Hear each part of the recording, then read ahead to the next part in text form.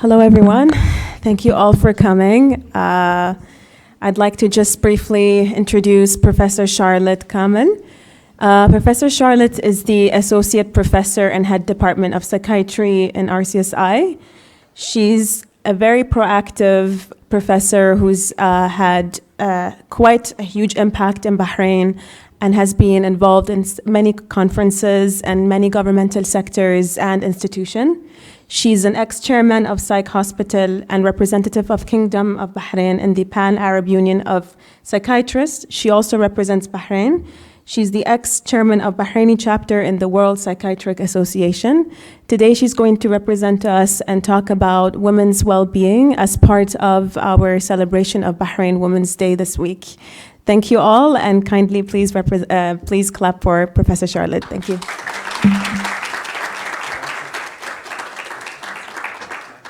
Thank you very much for attending, for this lecture, and I like to thank the organizers who facilitated this presentation and were eager to even encourage our dear students who are standing outside and doing some nice activities for the Women's Day.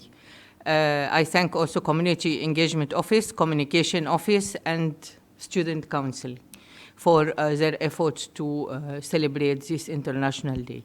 International Days are nice days of gathering people and talking about it. Last few weeks we had Men's Day. Today we have Women's Day, and it goes on. Thank you. So this is the pillar of the presentation. So we will go through each one. Just a brief introduction, historical development of women roles.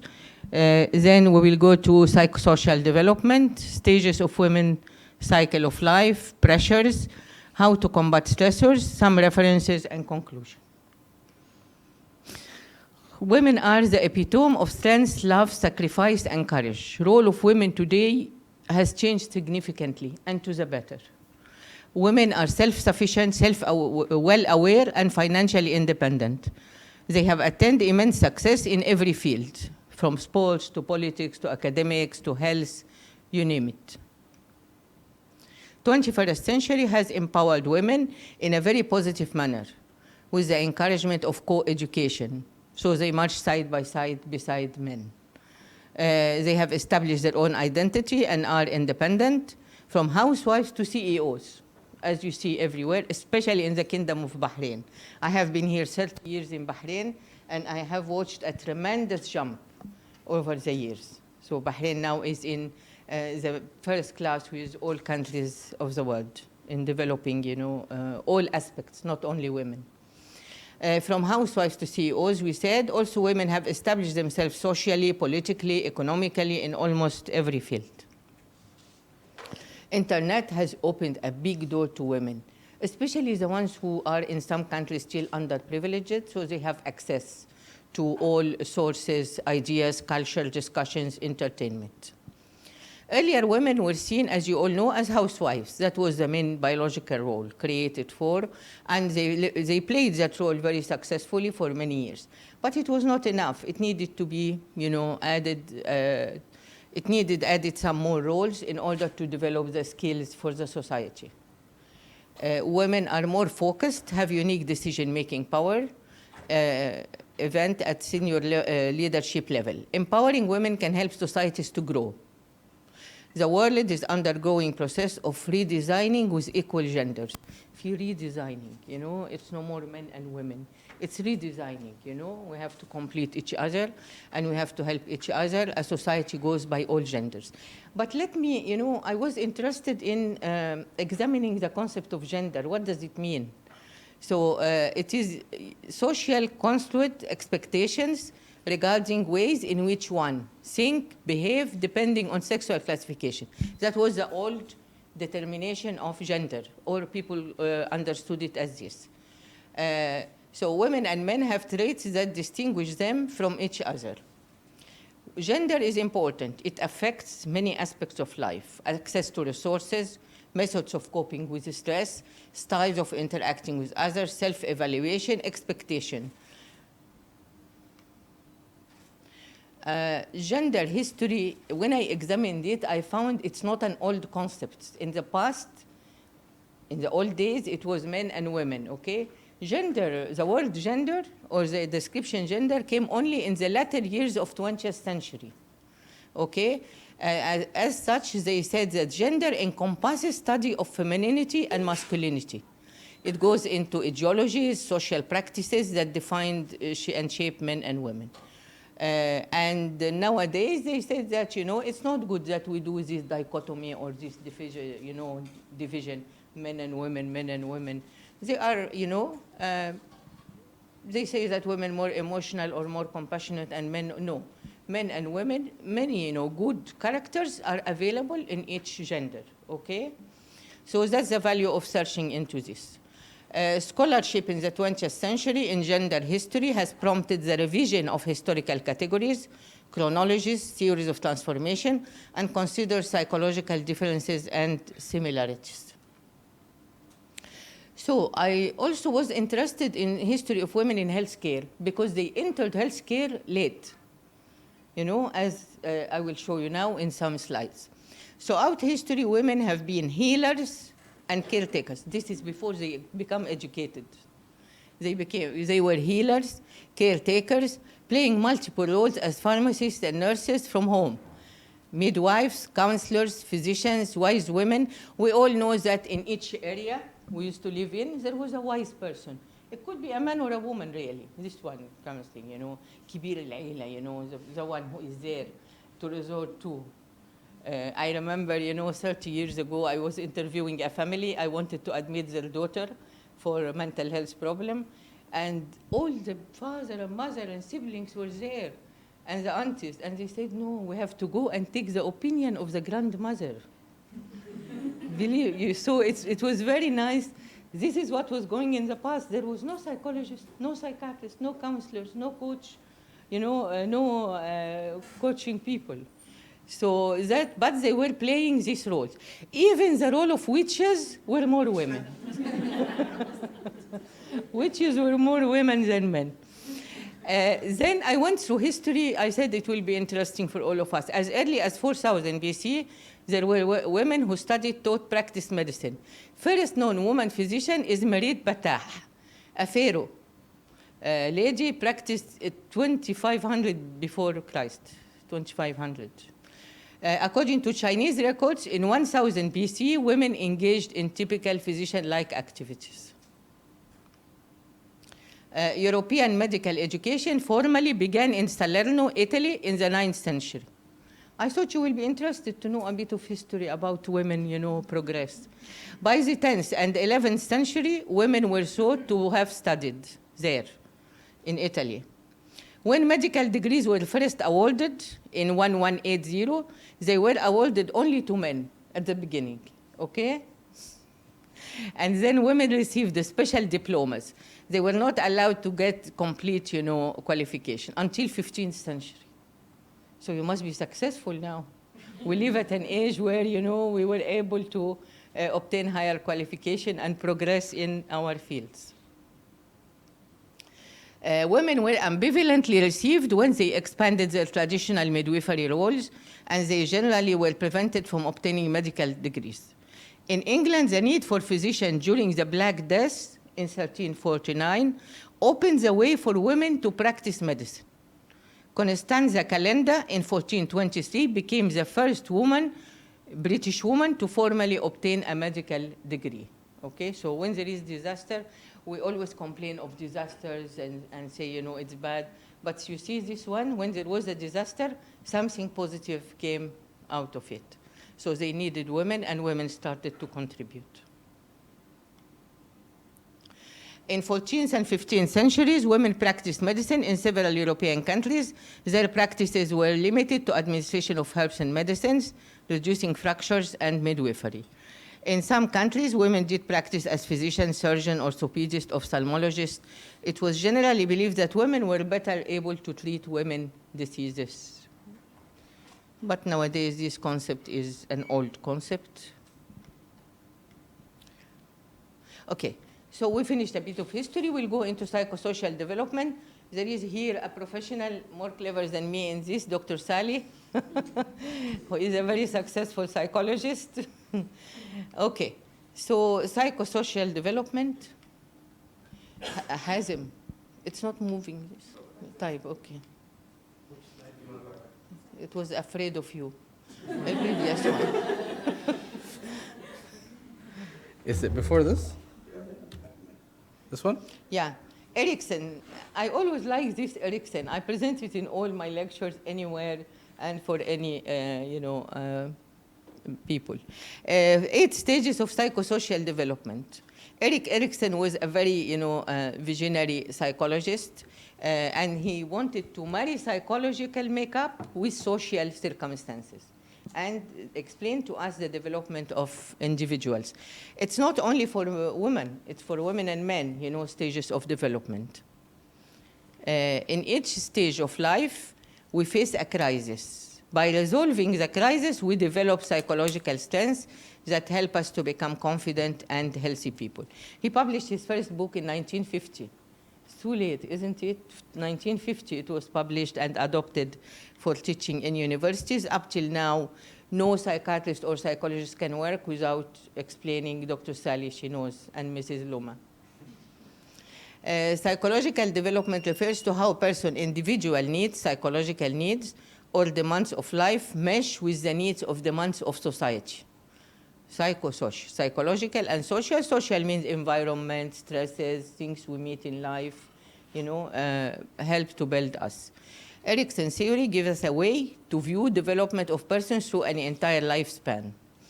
As you read through the 8 stages, you may find yourself nodding in agreement when you recognize yourself, your child, your neighbor, your friend. You know what I mean? Because you will spot it, what's happening. And it's really good for everyday life. If we go through one stage, it goes according to age groups. If we go through one stage and we don't fulfill the required purpose to develop our psychosocial identity, it's very bad. Have you heard about midlife crisis? And midlife crisis is a typical example of, not developing, adolescent time and childhood and adolescence, properly. Isn't it, Dr. Sally?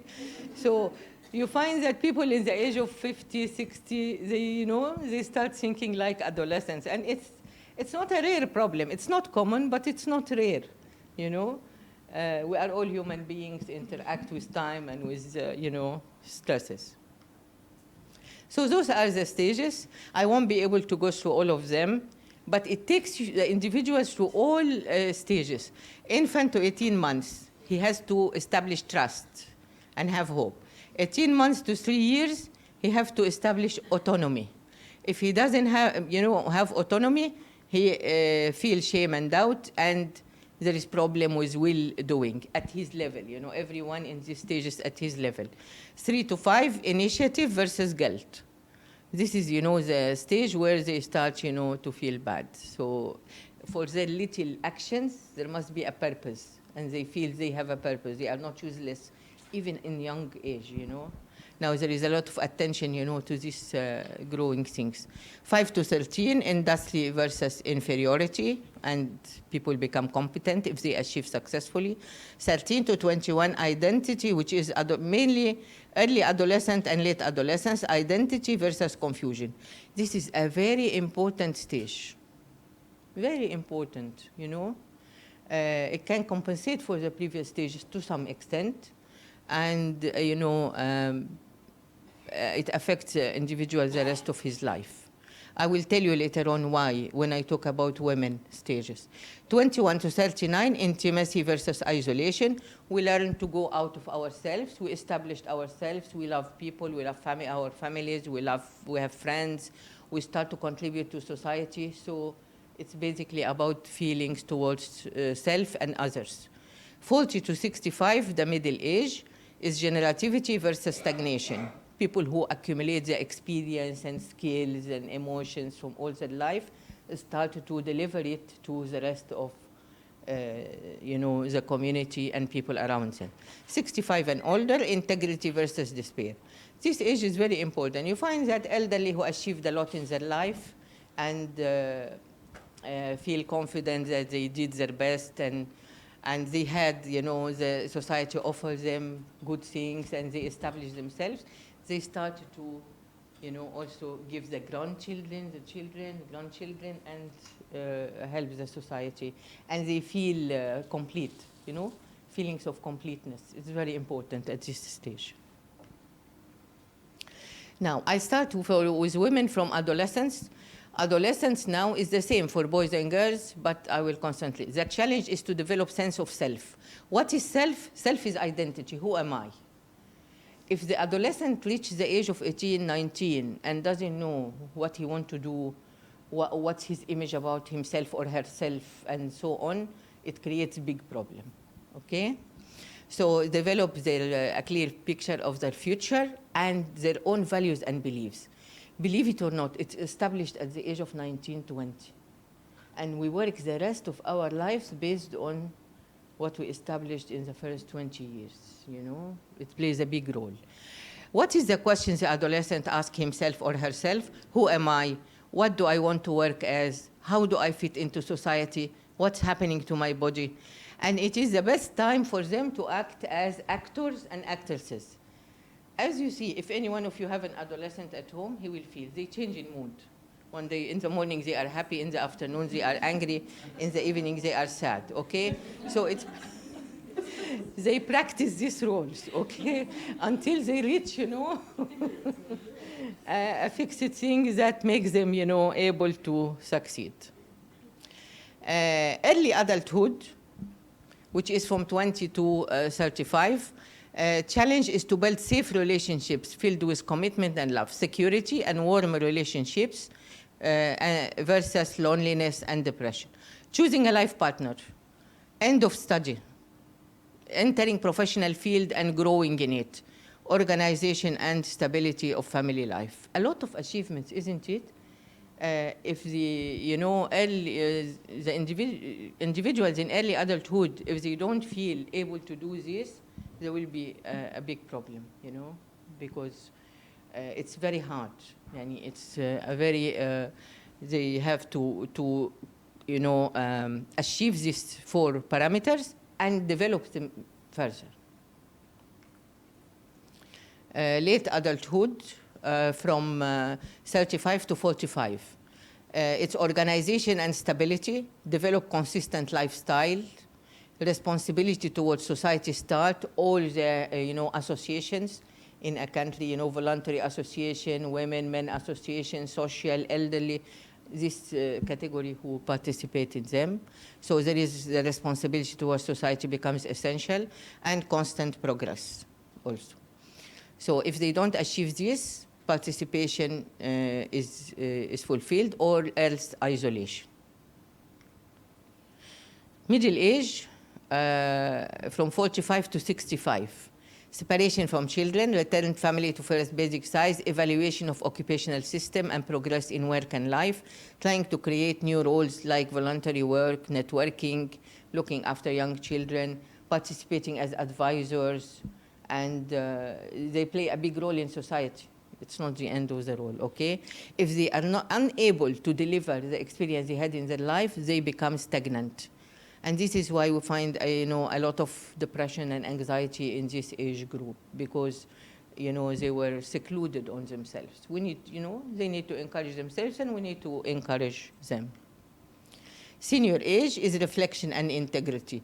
People who have achieved in their life, they reflect on it and feel satisfied, and they feel that they achieved their integrity. If these 2 reactions, psychological, don't happen, it leads into despair and isolation. So it's how the individual look back on his life. To assess what they have achieved, they were productive to all around them and to the community.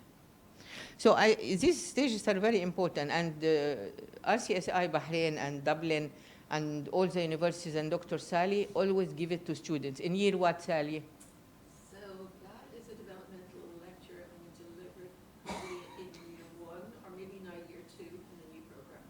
Yeah, we talk about errors and all of those stages. Exactly what you talked about. The importance of it for mental health. Yeah. I feel it's very essential. I mean, it should be given in schools as well, to explain to parents, I mean, it's like you know, a cornerstone. On it you build things on it. Now, we'll move into various roles of women. You are dying to know this. You all know it, isn't it? You feel bombardment here in this picture. Okay, roles: biological, marriage and family, educational and occupational and social. All these, see how many roles? 6 roles. All these intersect together. And you see now, I should omit the slide of why women have stresses.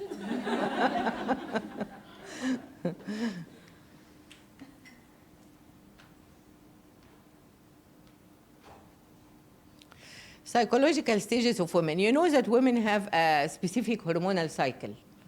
And their mood and their, you know, psychological condition go along with that. We have adolescence period, early adulthood, as we said, late adulthood, middle age, senior age.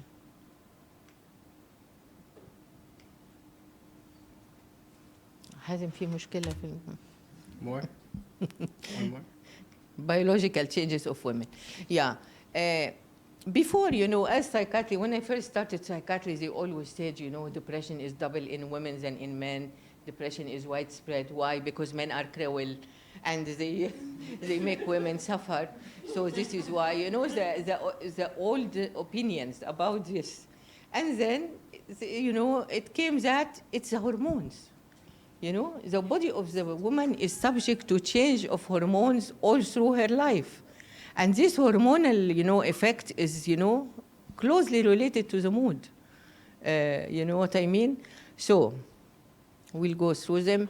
Premenstrual tension, premenstrual dysphoric disorder. Considered a kind of depression. It's, you know, it happens every month in specific time and specific symptoms. Infertility, abortion, antenatal and postnatal depression, and menopausal stage. So the hormones in the body of women change every month, okay? The hormones in the body of our colleagues, men, don't change. It stays the same all their life, okay? So that explains partially why, you know, there is a close relation to psychological problem in women. It's organic, it's not due to men, for our male colleagues.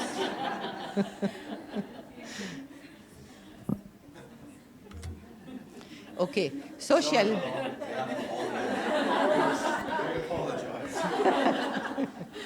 Yeah, thank you for coming.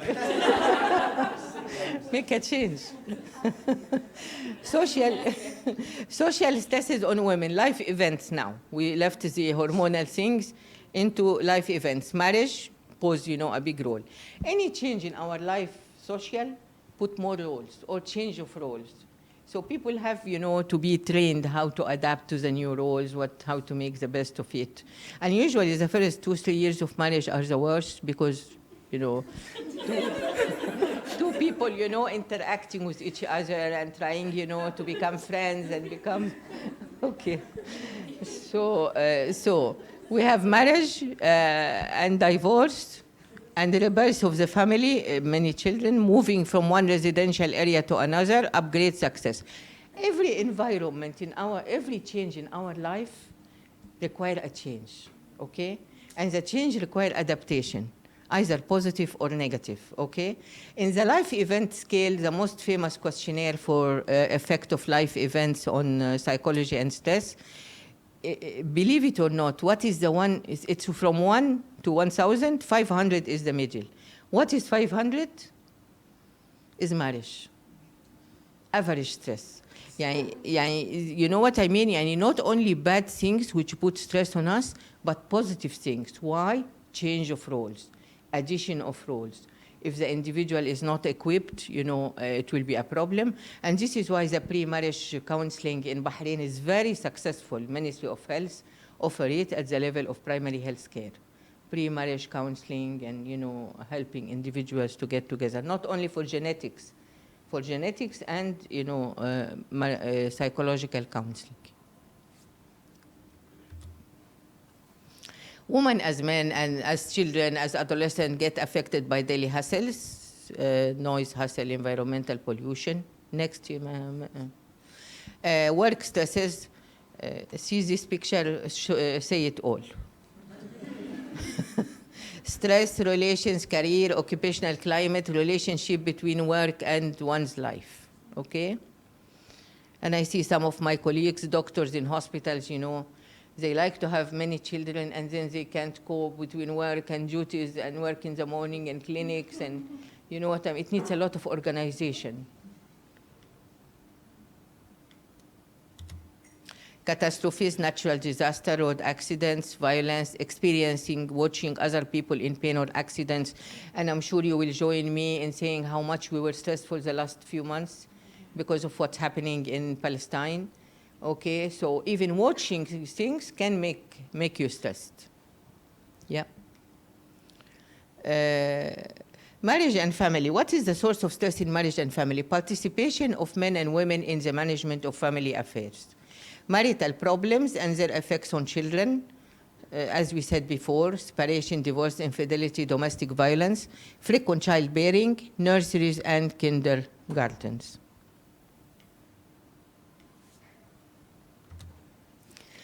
Occupation and career. Women now, all women, of course, like a big career. They like to be, you know, equal to their mates and to their husbands and brothers and colleagues. Okay, it puts a lot of pressure on both, to be honest. So imagine two individuals have to adjust together their career and their work, and it needs, you know, good personalities that's, you know, able to adapt together. So the impact of women work on the family, is it positive or negative? Motives for women to go out to workplace, is it to establish herself or only for financial or what is it? Impact of women going out on care of children and family. Impact of women going out, changing prevailing values in the family. Unfortunately, a small number of women, because they have been highly educated and working, you know, they become a little bit arrogant. I don't like to be biased to genders, okay? So they have to watch themselves, you know? It's a cooperation. It's not I'm better than you and you are better than me, you know? It's not a competition who will be promoted first. So influence of society in choosing quality of women's work, type of work done by women, stress, relationships, career, and timings. Social stresses. This is mainly, you know, like the previous slide. I don't want to repeat myself. Factors that impact expression of women problem. Does society, I want you to think about these 4 questions and we'll open a dialogue at the end. Does society interfere in hindering expression of women's psychological problems? What is this one? I had one example. I had a woman on the phone for 3 months phoning me almost every day, telling me she has postnatal depression, but her family refusing her to be treated because she should not be sad. She's having a baby. She should be very grateful, and she should not, and this is, you know, and that explains the stigma. Sometimes, you know, hinders, you know, women from seeking help. What is the role of a woman's personal qualities in hindering her from expressing her problems? Does upbringing play a role in shaping a woman's personality? Impact of society in placing obstacles to the role and the nature of women. Please think about these 4 until the end of the presentation, and we will open a dialogue. Hazem. Okay. Consequences of stress on women. I'm sure you are familiar with the symptoms of anxiety. All this. Fear, anxiety, a person loses his mood quickly, moving mood, feeling suspicious, blame, angry, irritability, inability to overcome the feeling of boredom, introversion, depression. It could be a combination of those. Psychological, poor concentration, forgetfulness, difficulty in making decisions, difficulty attending work, making too many mistakes. Somatic, rapid heartbeats, rapid breathing, headaches, back pain, indigestion, burnout. Burnout phenomena is common in our days now. Behavioral insomnia, absenteeism from work, introversion, increased smoking, change in eating patterns. So the stress affects the physical condition as much as the emotional condition. You know what I mean? So this is why it needs help. How to deal with it? Number one is some people, have the ability to accommodate themselves, divide their times, divide their roles, unless, the demands are above their abilities, okay? So psychological stability is very important. Some people have higher ability to cope with stresses and with demands more than others. Ability to solve problems is very important. Social skills, self-esteem, character stability. All these are psychological programs delivered by our distinguished counselors and psychologists, okay? Each one word of those, each sentence is a comprehensive, training program to help people. But I don't have time to go through them now.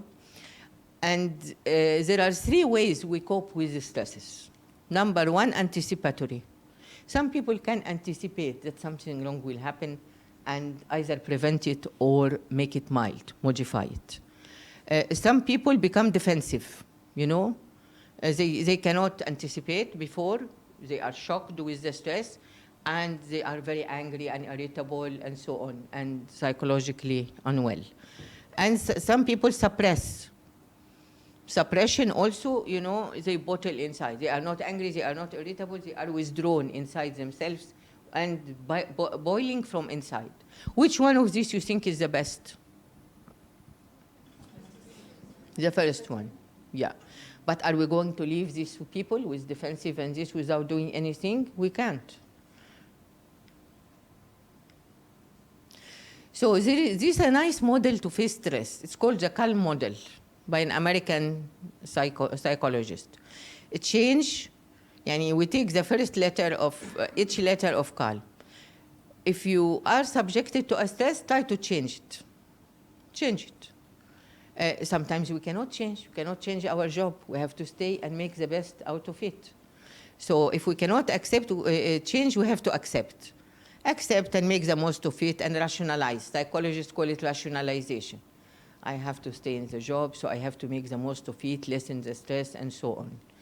Let go, do other activities, busy yourself, and modify lifestyle. Okay?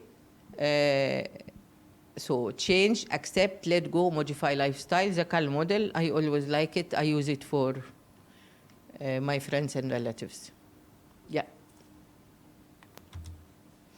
And these items of stress management: yoga exercises, chatting with friends, speak with specialists, spend time with pets, control your emotion. Friends can help. Gardening is very important. De-stress activity. So you have all this. There is, mental distress. And you all know, I think, many people now go into the yoga and meditation and these things. What is the value of it? Is that many people practice meditation and yoga by imagining a laser copier scanning their body. You transfer awareness to every part of the body, and you notice any general aches, pain, tension, or discomfort. Staying with and breathing in these feelings can help relax our minds and bodies. So I'm sure that many of you have tried these exercises. They are very useful and very helpful. You transfer the anxiety rather than suppressing it. At least, you will be distributed, to whatever in the heart, palpitation, whatever in, breathlessness, tingling and numbness, all these symptoms, of anxiety, you will push your mind away from it. Also for PTSD is almost similar, adding the counseling, journaling. I found that people who write their comments every day is very useful, because when they read it a week later, they laugh about themselves. They say, why did I worry? And maybe the problem, has reached a solution. So journaling is, and I'll give you a secret of psychiatrists and psychologists. We usually ask people, to write their daily journal. It's very useful. And it's, we review it with them. Mindfulness as well. And there are many people here more clever than me, Dr. Hani, Dr. Sally, Dr. Loma. And spend time with people.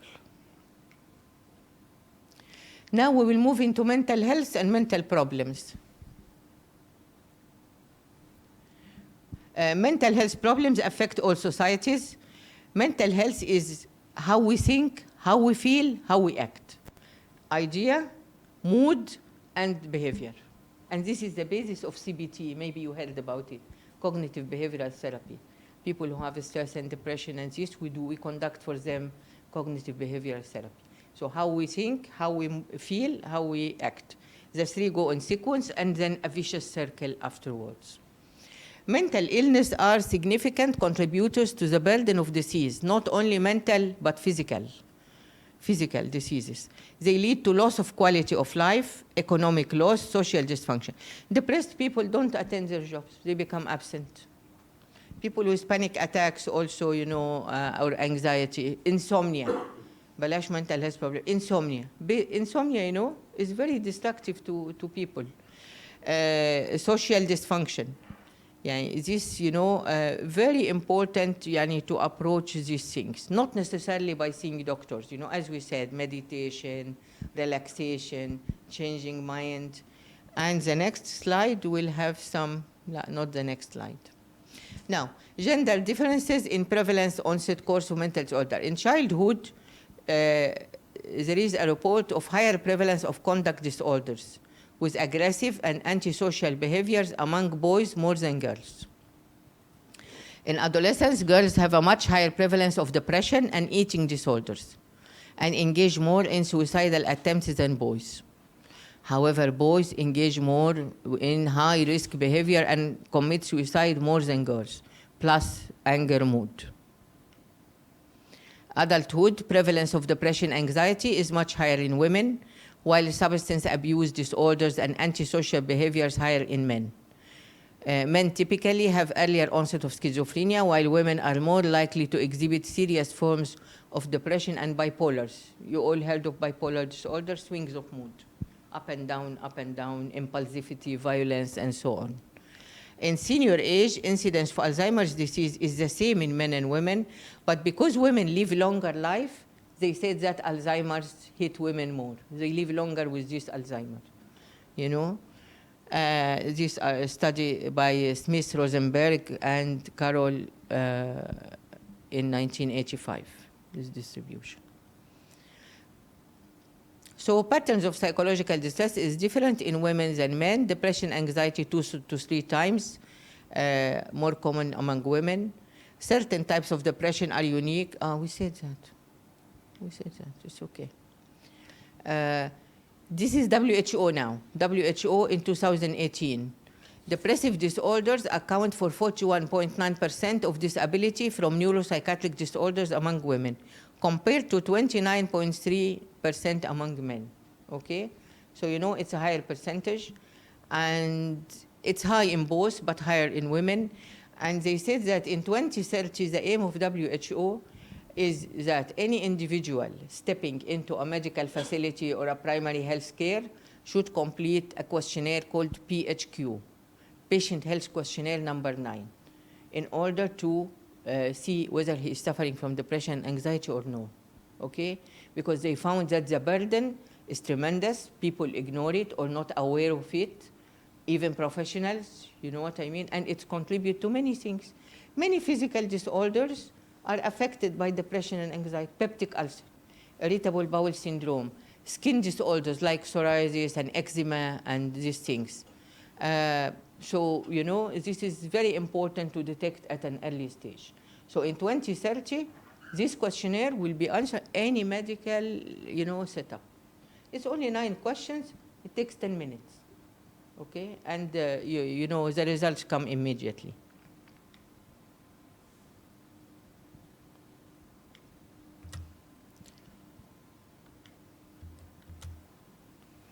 لا كان لسه في حاجة. Go back. كان لسه في حاجة. Go back. بس ده. An estimated 80% of people affected by violent conflicts, civil wars, disasters, displacement are women and children. As we said, lifetime prevalence rate of violence against women range from 16 to 50%. Gender equality. Gender equality is a new term, came, as part of the Sustainable Development Goals, Report 23 from the United Nations, goal number 5. Reducing poverty, promoting health, protection of well-being of girls and boys, empowering women, to play an active role in any society. So gender equality now is of utmost importance. Women and girls represent half the world's population and therefore half its potential. So they have to be looked after and helped at an early stage. So this is the goal 5 of gender equality. Bahrain. Bahrain is very, successful in this. Article 18, that people are equal in human dignity. This is the constitution of the Kingdom of Bahrain. People are equal in human dignity and citizens are equal before the law in public rights and duties. There shall be no discrimination among them on the basis of sex, origin, language, religion, or creed. This is Article 18. European Union, in combination with the United Nations, have this, equality between women and men is one of fundamental principles of the EU, with the principle of gender equality reinforced by legislation, general and specific, that oblige the member states to ensure equal opportunities and equal treatment for women and men, and to combat all forms of discrimination. So the world is aware of this now, so everyone takes his right. No one feels that he is, condemned or treated less. I ended my presentation. These are some quotes which I thought you will like. Women have been the focus of many quotes since long age. William Wordsworth, a perfect woman nobly planned to warn, comfort, and command. Okay? The next one, Gandhi, the famous Gandhi, called women as the noble sex. He said that if she is weak in striking, she is strong in suffering. Okay. He described woman as the embodiment of sacrifice and ahimsa. Ahimsa, I Googled it, but maybe people know this here. Maybe some people know the language. Non-violence. Non-violence, yeah. Okay. I searched it in Google, but I wanted to explore the audience. Gandhi and empowerment of women. That he's very famous in his life. Then we don't forget Qasim Amin. Qasim Amin is an Egyptian philosopher and reformer and judge between 1863 and 1908. He stood against the whole country and the whole country against him. Women at that time, no education, no one, no walking in the streets. So historically viewed as one of the first feminists in the Middle East. Graduated from University of Montpellier in France. A few people there at that time in Egypt went to France and UK to higher education, men, not women. Encouraged and was the leading power behind opening the first university in Cairo in 1929, after he died. Encouraged women to join in. They opened the University of Cairo, but he is the one that, was after in order for women to be learned. He led a great advocacy for greater rights for women, especially necessity for higher education and reforms of legal rights for women, okay? Friendships, this is Michelle Obama. She said that friendships between women, as any woman will tell you, are built from thousands of small kindness, swapped back and forth and over again. Amy Morin, when you give up comparing yourself to other people, you will be free to focus on your best effort. Madeleine Albright, you know her? It took me quite a long time to develop a voice, and now that I have it, I'm not going to be silent.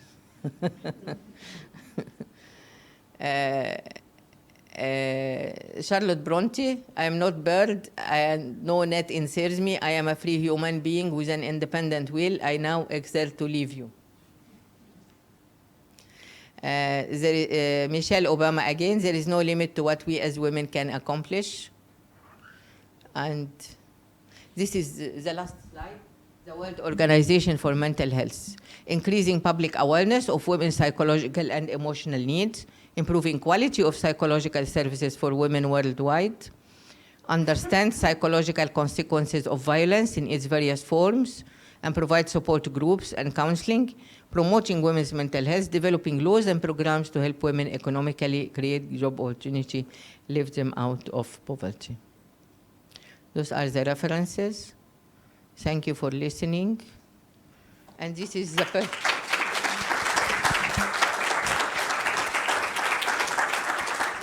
And this is a bunch of purple flowers because apparently purple is the color of Women's Day.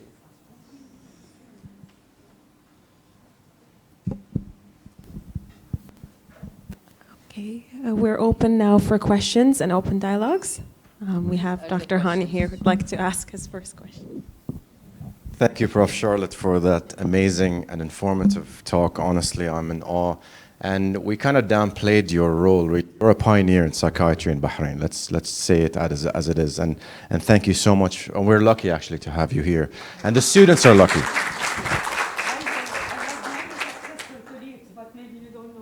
Exactly. No, well, we can talk about this offline. But I just wanted to comment and just kind of just say it really as it is. I have infinite gratitude for women. If we think about it, we would not be here today at all if it wasn't for that one woman in our life, which is our mother, right?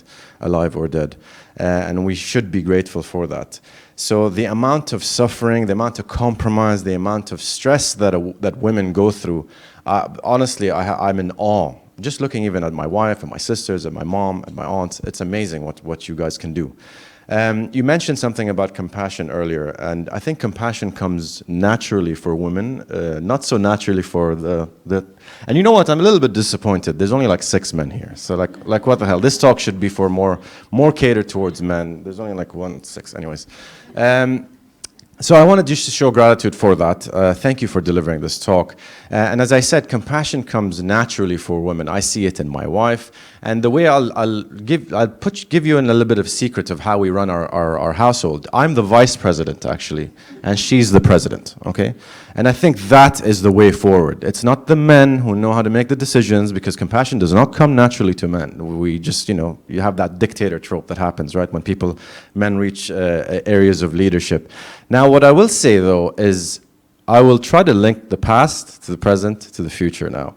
Ali Rose's talk, my talk, and your talk, there was 3 things that kind of the spiraling themes throughout the talk on dementia, the talk about purpose, whatever I talked about, the nonsense last week, and then today, obviously, the more important talk about bringing it all together, is compassion as one of the things that spiraled through. Purpose, we mentioned it as well with the Vera design, with what I talked all about purpose, and today you mentioned purpose, which, by the way, you blew my mind that we developed purpose 3 to 5 years of age, which was like, and values, right? So what I think, and this is just my own experiential evidence, my own philosophy, is that compassion comes naturally to women, values as well, but purpose maybe the men can help with that as the vice president, right? Because let's be honest, and I'm sure you've experienced it in life, right? When someone doesn't have a purpose or values and they're in a leadership position, are they really a leader? Let's remind ourselves what leadership means. It's the selfless service towards making others be the better version of themselves. If you're serving yourself just because you're up high here, you're serving your ego. Let's call a spade a spade. So I think it's actually like the DNA helix, right? So men and women have to collaborate together, compassionate collaboration, with the compassion that comes naturally to women, and the values, and with a little bit of help, nudge from their male counterparts to remind them what their purpose is. And I think you captured that beautifully here. And just the talk we had with Ali, I wish that was recorded. I don't know if that was recorded, the talk that we had. I wish it was recorded, because then people can just watch the trilogy, right? Ali, myself, and then Prof. Charlotte. So I just wanted to comment on that, and I wonder if anyone has any comments or ideas about that. Can I start? Compassion, purpose, and values. Can I start first? Yes, go ahead. Yeah. There was one slide omitted, you didn't see it. But the current, view now internationally is that, it's not nice to say men and women, women and men. You know what I mean? I mean, women, man, and woman, you add WO, it become woman. You know what I mean? So regarding qualities and compassion and these things, you can find it in every, all genders. I mean, it's not specific to women. I've, throughout my career as psychiatrist, I saw some men, to be honest, have more compassion than their counterparts, women. You know what I mean? So there is one nice paper, but I didn't bring it here, that say it's better to explain these genders now as these have more of this and less of this, more of this. يعني, you know what I mean? It's a capacity to increase Yeah. compassion in yourself. Yeah, that's right. So, يعني, you know, you cannot say that men don't have compassion. I see some fathers and husbands much better than their wives. That's the truth. I just wanted to, just as a reply to that, sorry for taking up time. I don't like hearing myself talk, so I'm just going to keep this very, very brief. From my experience in my life, I have learned how not to live my life from more men and how to live my life more from women. I have more mentors that I consider mentors that are women. My executive coach is a lady from Ireland. Right? So I'm just saying, all I'm saying is that I know that there's a specific, and I don't mean to upset anyone who's, you know, current PC language, you know, genders, or whatever you identify with, none of that. It's just that I think we work together better than we work in isolation. Like, remember what I talked about last week, like thriving together. You know, if you want to succeed alone, great, it's only short term, but if we thrive together, and I think that vice president role, I think that's how it should work going forward. You know, I don't know, that's just my opinion. They say woman is the Ministry of Interior. People from Egypt would recognize this. Anyway, thanks, Dr. Han. Thanks for, you know, very useful comparison, comment, appropriate. Question from Ali Rose. Yeah. There.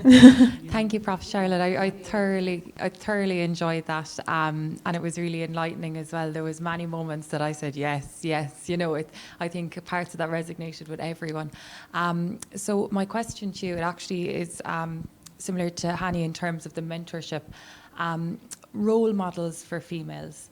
I'm just wondering what your thoughts are on role models, and if your thoughts are positive on that, how could we be better role models for other women? And the reason I ask is that I have many role models, especially, you know, joining RCSI, there are many people that I look up to and act as role models in ways, and I think that that's so important for us as women to have that. So any thoughts? Thank you very much. I think it's very important. Actually, role model is important everywhere with every gender. And if you see some, usually, you know, especially in the time of adolescence, usually role models play a big role. Yeah. So, you know, I feel it's very, very important in our lives. Yeah, yeah. And this is why the media have to concentrate on good role models. Nowadays, يعني, the role models, there is good role models. The media should, you know, pay more attention to that. They should have more advisors about this. Because people now are, you know, social media as well is very, you know, impressive, very important concept. Yeah. Okay. Even in the same family, if the children see their father, you know, treating the mother well, they will be good husbands in the future. Yeah. And the girl, if she see her mother, you know, calm and quiet and coping well, she will copy her. So, you know, it goes on all spheres. That's my opinion. Anyone else has an answer for Dr. Ali Rose role models concept, which is important? I think I think it's absolutely vital. I know for me, there's always been, you know, maybe this is one or two role models that really have supported. Oh God. I think people might hear me already. Yeah, but you know, I think role models are vital. Now, you might, you know, one could say maybe their mother would be one in the initial stages, or maybe not, or an aunt, or some member of the family. But I think as you grow through your career, for example, you will have, and I think not to have a career or a role model would be actually a very lonely place for people trying to work their way through and navigate their way through organisations. So I totally agree with Ali Rose. I mean, having a role model and having a strong infrastructure of whatever kind around you as you navigate your way through life and career is absolutely essential. Thanks. Yeah, please.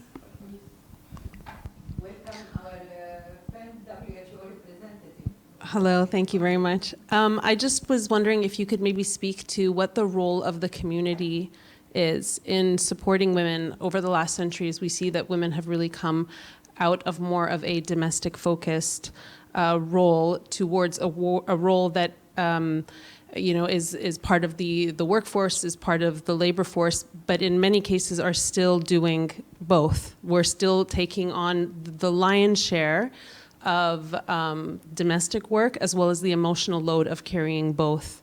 So what do you, if you could possibly speak on what the role of the community is in bridging that gap or in supporting women so that, some of that burden can be dispersed, particularly when we see that, autoimmune disorders are on the rise in women. A lot of these things that you're saying are on the rise in women, and part of that has to do with the fact that they are taking on this double emotional load. Yeah, thank you very much. It's a very important concept, of course, that the community should play a big role. But unfortunately now the community is not the only one. What's controlling people now is the social media. And social media all is about negative things, most of the time. But to the community to be playing a role, I just, attended the summit, the Women's Summit, organized by Her Highness Sheikha Sabika. It was marvelous, 80% of the presenters were lady doctors. One of them is Professor Ghufran from our place here. And it was a very, high talk. So, the community activities like this, emphasizing the role of women is that, a woman is not, only domestic where she works. And especially in Bahrain now, 80% of the doctors in the Ministry of Health are girls and women. You know what I mean? So Bahrain the constitution of Bahrain is up to date, okay? We're talking about other countries maybe where, problems are there. Also, we don't forget the period of adolescence. We need more attention to that. The role models should go there to schools. I always think, when I first came to Bahrain, we used to give a lot of lectures in schools. Now they don't ask us for. Why? I don't know. Although, talking to adolescents play a big role. I remember I went to a school, primary school, boys. Well, they invited me to give a lecture about mental health in simple terms. And at the end of the lecture, a small boy, 7 years old, came, or 8 years old, and tell me, I want to ask you something. I said, what? I want to tell you that my father and mother fighting all day. I was surprised. This young boy was waiting until an external come from outside. He didn't understand anything about mental health. But he came and asked, no one is listening to him. You know what I mean? So I believe that schools and universities play a big role in a society, really, to create awareness. Awareness is very important. You know what I mean? So I agree with you entirely, the whole community. And also, one of my colleagues was very genius, Dr. Muhammad Khalil Haddad, who was the head of psychiatry in Bahrain, appointed me in Bahrain when I first came. And at that time, we were both trained in UK, and so he said we will conduct programs in Bahrain. We created the National Health Advisory Society in Bahrain, with representatives from all ministries. Ministry of Health, Ministry of Interior, Ministry of Social Development, Ministry of Education, Ministry, all the kind of ministries, were invited. Representative with a monthly meeting, and every 2 months a workshop in one of those areas. And I don't forget the NGOs in Bahrain are very active. NGOs play a big role in Bahrain.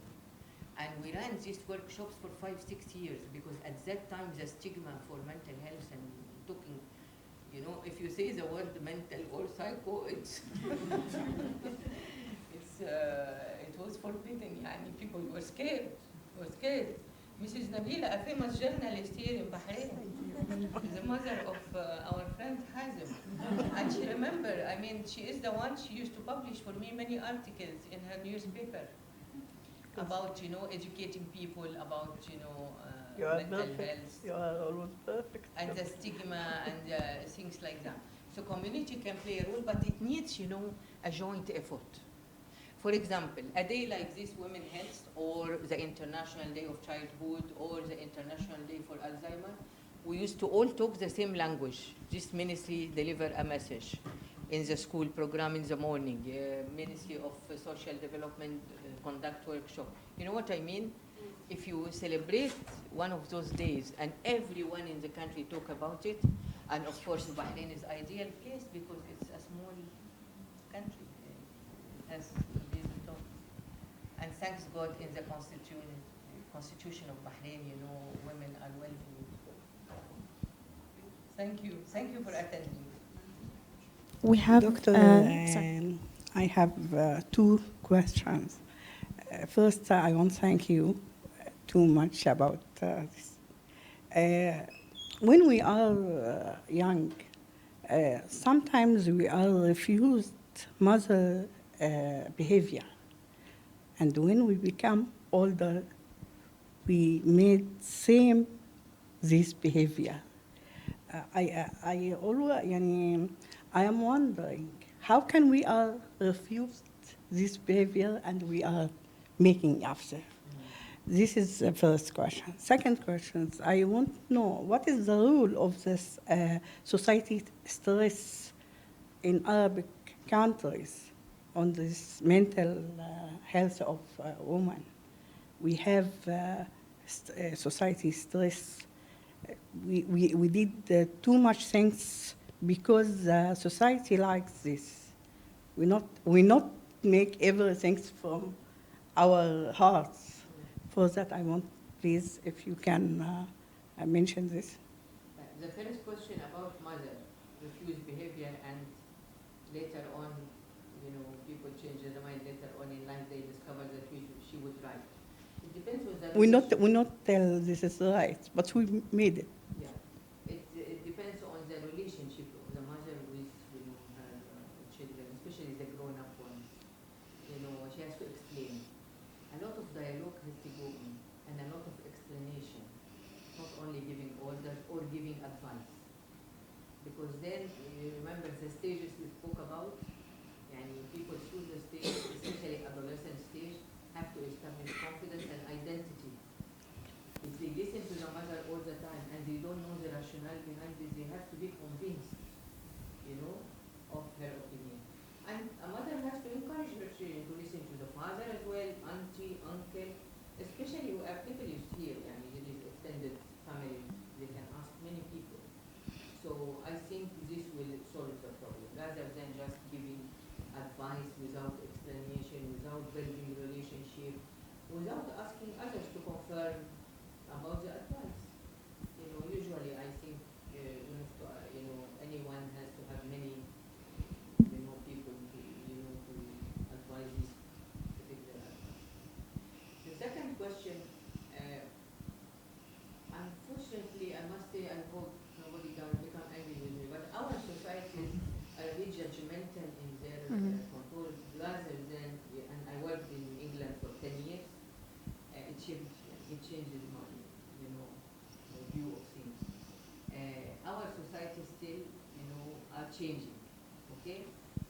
Our societies are changing. So until we change completely, still some of the things are adopted strictly. And if you do this, if you don't do that, this type, rather than, you know, other societies. I don't know how you feel. Did I answer your question?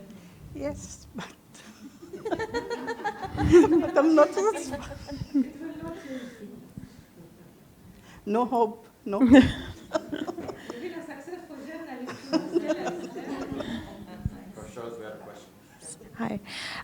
So this is kind of a question and a comment. I'd like to just comment. And first of all, thank you so much, Professor Sharp, for this amazing lecture.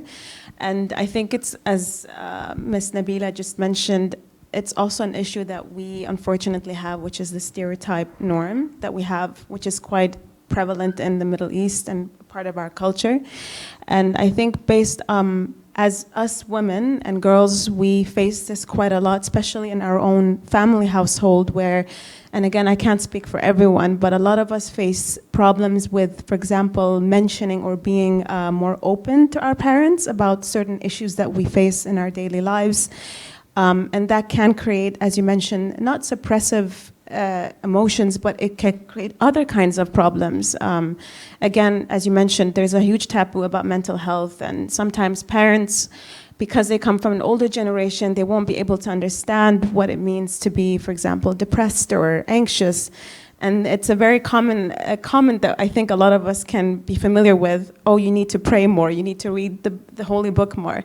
But I also think that in the Holy Book, it also mentions the importance of mental health. It actually mentions that we should get therapy, and it is important.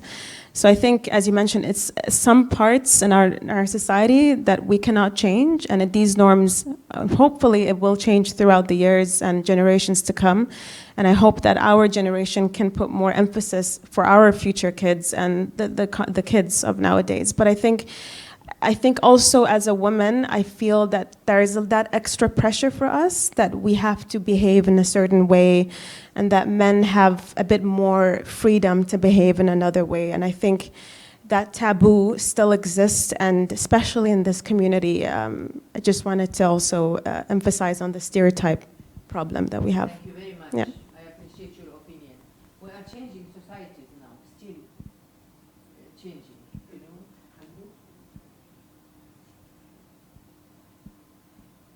Derhani wants to. Sorry, again, you're going to hear my voice again. I'm so sorry, guys. Just an answer to, not an answer again, I don't want to mansplain. Just be very careful here. Role models, right? So you got to be very careful with which role model you pick. Because if they don't come from a place of compassion, then they come from a place of pride, ego, vanity, greed, right? And that's not fun. And if they don't have value systems that they adhere to, if they're willing to, sell their soul to big pharma, again, sorry, I know this is being recorded. I'm going to probably be assassinated next week. If they're selling their values to big pharma or whatever, greed, right? They're selling their values to ego, and they don't have a purpose. The purpose should be something that is outside of yourself, serving others, right? Serving your community. Otherwise, you're a leech. You're just leeching from your community. So an answer to the question about role models is just be careful which role model you kind of adhere to or listen to, because they may be here for a little bit of time and then they leave. I've experienced that myself. I've had a role model here for countless numbers of years, and then he moved on, right? Many of you know who he is. So I asked the question to myself then, can I be the role model that I wish I had when I was at the stage of students? That's the question I ultimately asked myself. And I love the fact that you talked about journaling, because absolutely, last week we talked all about journaling. I knocked you over the head with it. But journaling is amazing. You get to find who you are. You get to understand what your values are, what your purpose are. And as I mentioned, values keep you grounded. Purpose helps you soar. Oh, I cringe saying this because I said it last week and I just remembered it right now. But that's what I'm trying to say about role models, right? So just be careful with who you attach to, who you adhere to, because try to be the role model that you wish the students had. That's how I look at it. And then, I only discovered my purpose 3 years ago. I'm 38 now, so that took me a while to get there. But the values, those are the most important things, because if you give up your values, then you're selling your soul. And then you're not working from a place of compassion. Again, like I said, trilogy, right? Ali's talk, my talk, and today's Prof. Charlotte's talk. Compassion, values, purpose. Thank you so much. Thank you very much for your attendance.